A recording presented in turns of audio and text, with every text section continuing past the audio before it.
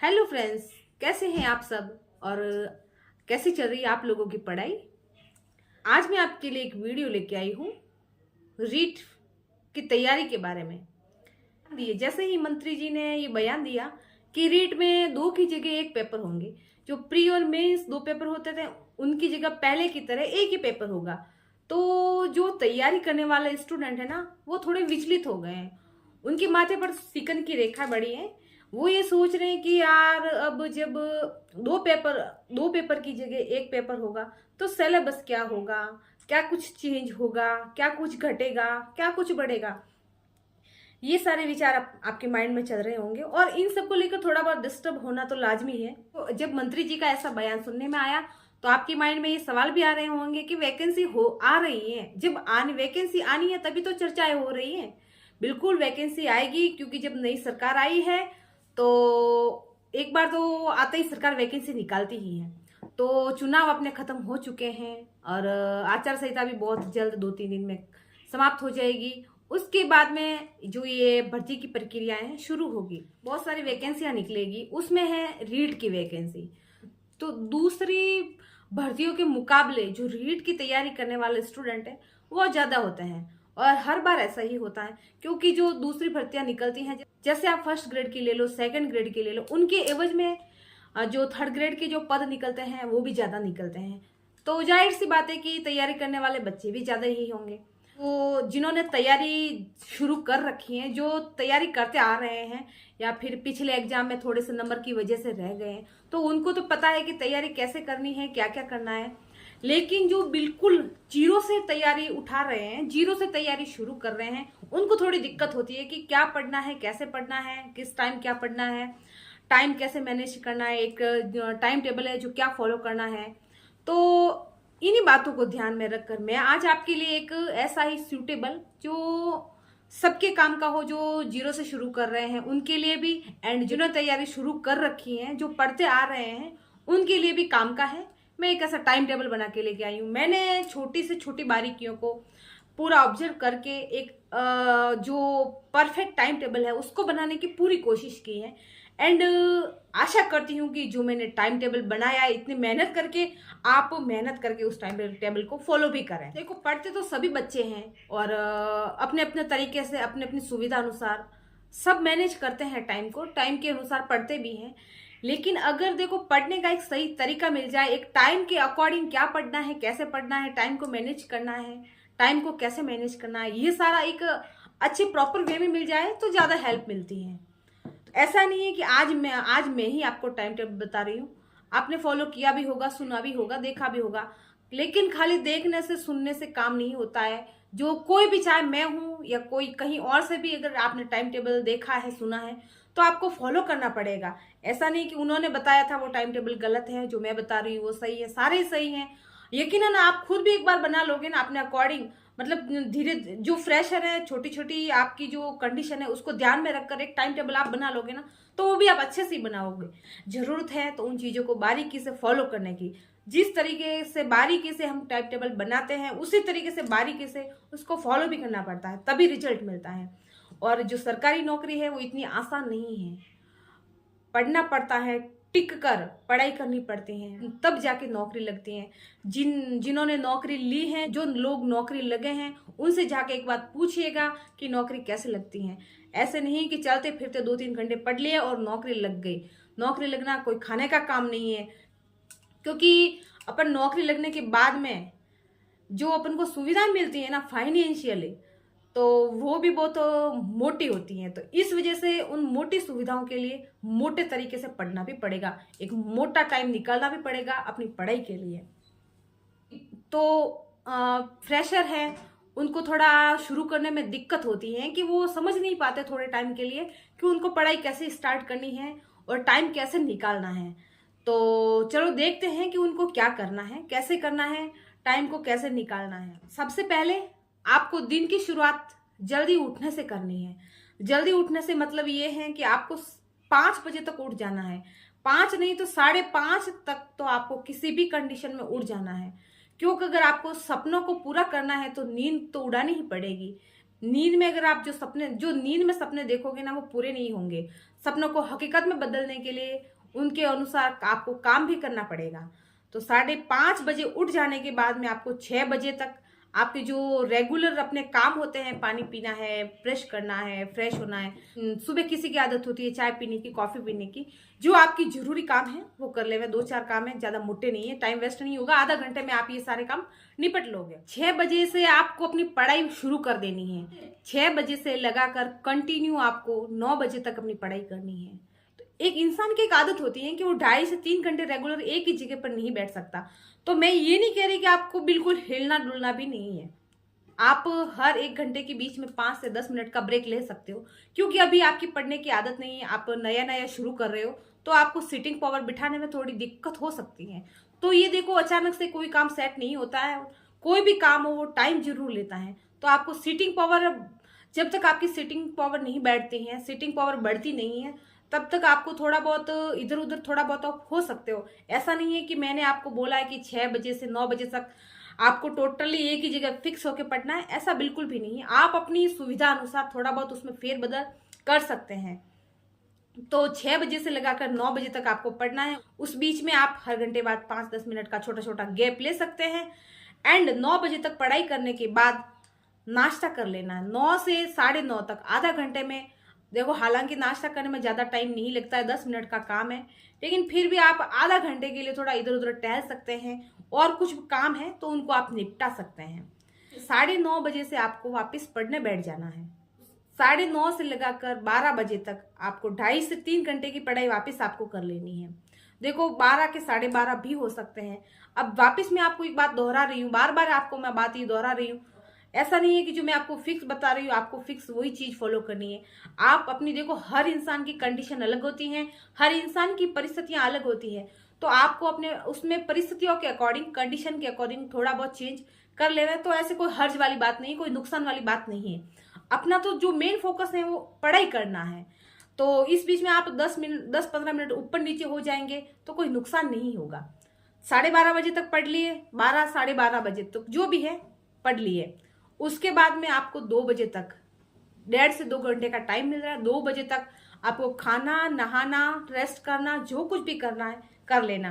क्योंकि देखो 12 बजे तक अपन सुबह 6 से 12 बजे तक पढ़ते आ रहे हैं, तो एक तो अपनी माइंड की भी कैपेसिटी होती है कि 4 से 5 घंटे की पढ़ाई के बाद में थक जाता है, मेंटली भी एंड फिजिकली अपन टायर्ड हो जाते हैं, तो आपको उसमें रेस्ट की भी जरूरत होती है।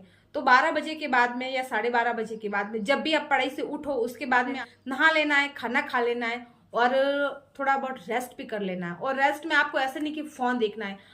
अगर नींद आ रही है तो अच्छा है कि घंटे भर की झपकी ले लेना। अगर आपकी नींद लेने की आदत नहीं है तो बहुत अच्छा है, आप आंखें बंद करके सो जाइए, शांति से दिमाग को थोड़ा शांत करिए। उसकी जो थकान है दिमाग की वो भी शांत हो जाएगी, थकान मिट जाएगी, आप वापस रिफ्रेश हो जाओगे। तो 1-1.5 घंटे का जो आपका रेस्ट हो जाएगा, उसके बाद में आपको वापस 2 से 2:30 बजे पढ़ने बैठ जाना है। जैसे आप मान लो 2 बजे या 2:30 बजे जब भी पढ़ने बैठ गए, 4 बजे तक आपको कंटिन्यू पढ़ना है।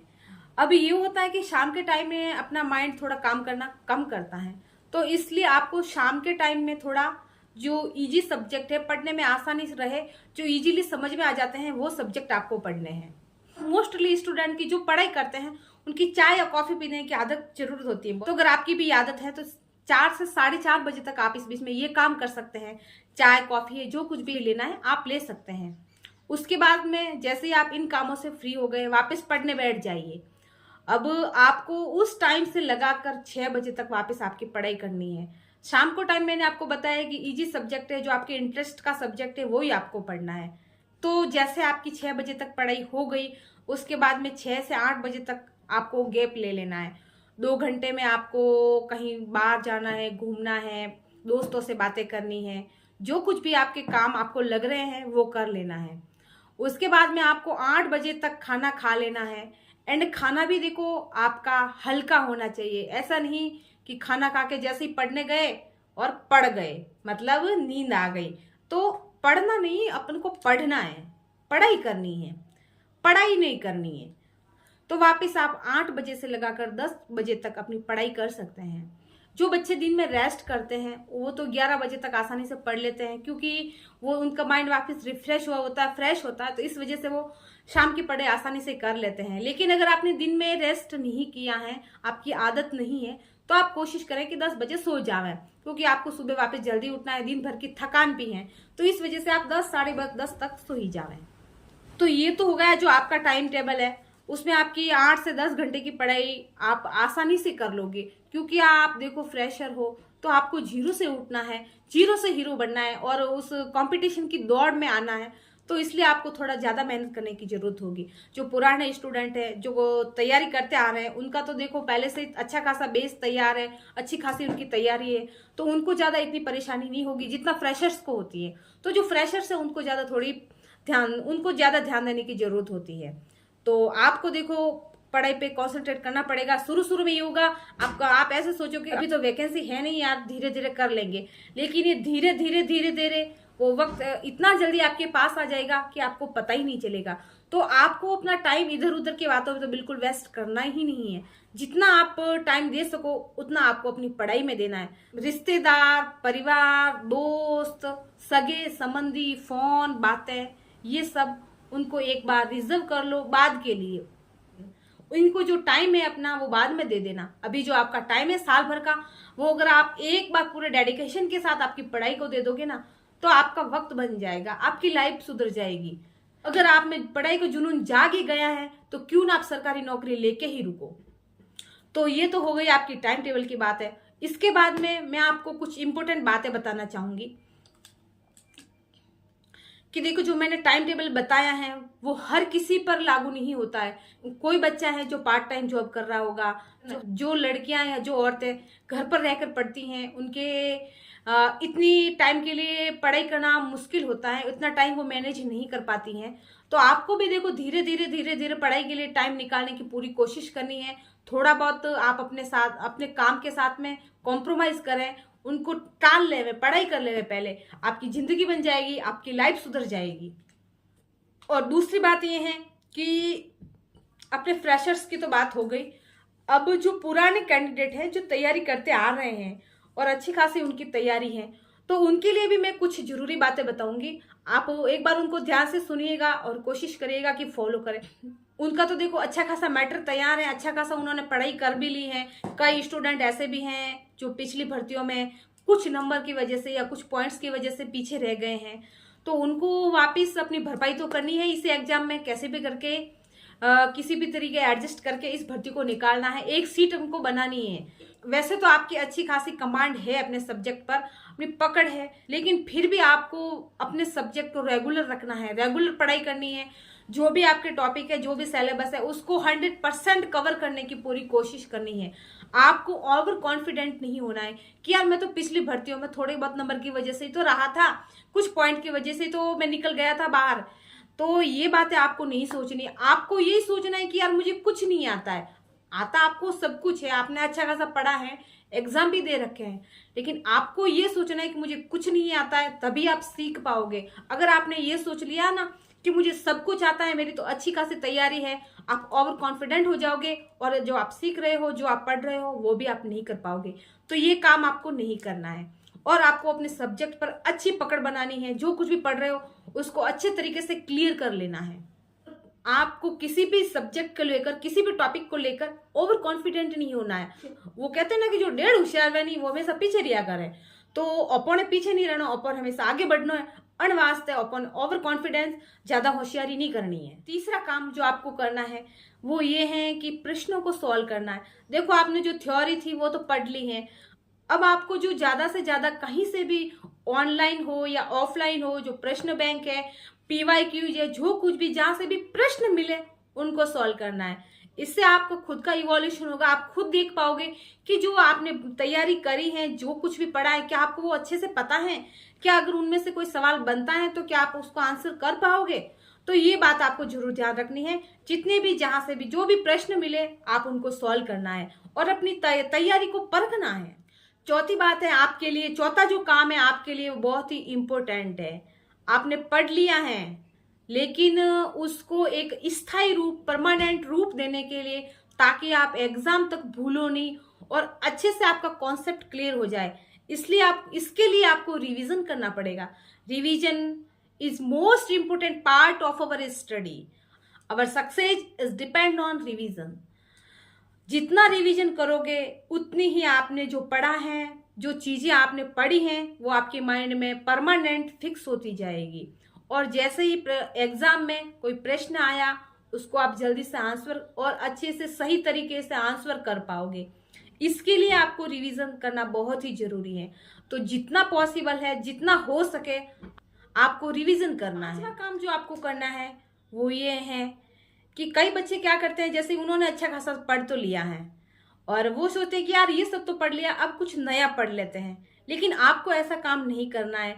नया कुछ भी पढ़ने से बचें तब तक जब तक कि आपको पूरा, आपने जो पहले पढ़ा है वो आपको पूरा याद नहीं हो जाता, एकदम कंठस्थ नहीं हो जाता कि अगर रात को भी आपको कोई उठ के बोले तो आप बता सको। उस कंडीशन तक आप नहीं पहुंच जाते तब तक आपको नया नहीं पढ़ना है। लेकिन जब आपका ये पूरा मैटर अच्छे से क्लियर हो जाए, जो कुछ भी आपने पढ़ा है, लिखा है, याद किया है, एकदम परमानेंटली आपको याद हो जाए, उसके बाद में ही आपको कुछ नया पढ़ना है।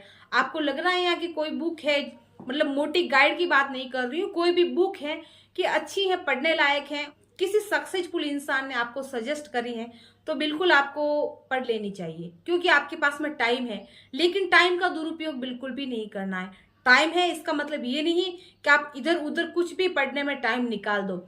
इससे तो अच्छा कुछ भी पढ़ने को नहीं मिल रहा है, इससे तो अच्छा है कि जो आपने पढ़ा है उसका ही आप रिवाइज करो, उसी का रिवीजन करते रहो।